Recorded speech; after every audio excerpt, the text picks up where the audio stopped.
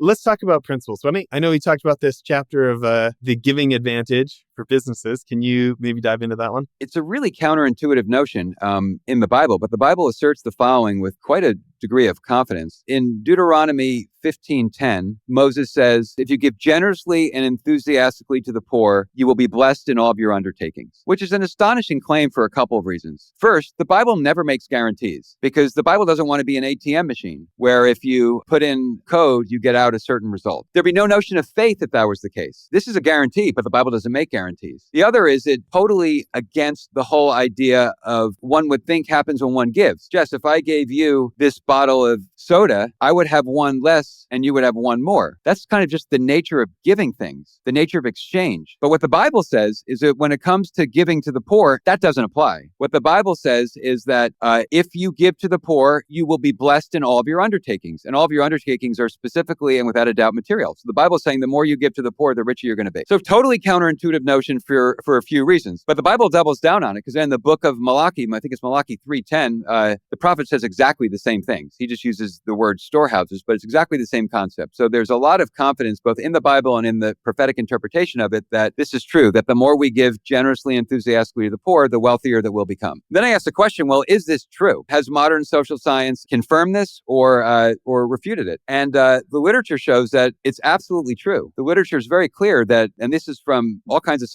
social science studies, that those who are charitable are likely to turn 100 into something like 375 rather than 275. Very significant delta. Then the question is, why is it true that those who give more become wealthier? You would think that those who don't give but save and invest more, they will be the ones who become wealthier. But it's not the case. It's those who give more who become wealthier. I realize, and this is again supported by the literature, but I've seen it firsthand in my chairmanship and of two charities and co-chairmanship of another, how charitable giving works. Very few people go to the internet and type in a cause and just give to an organization that comes out. People give in community. What are the implications of that for growing one's wealth? If you're in a charitable community, that means that you're alongside others who agree that the thing that you hold sacred is also sacred. You're in a community of others who are also giving to and sacrificing for and believing in the same thing. So when it comes time to doing business, when it comes time, and it could be anything from hiring a plumber or a carpenter or an attorney or an investment manager or whatever it is, who are you going to rather do business with? Someone in your charitable community who believes in the same thing you do and who will give to the same cause that you believe in when he's successful with your help, or some random person you met at some party or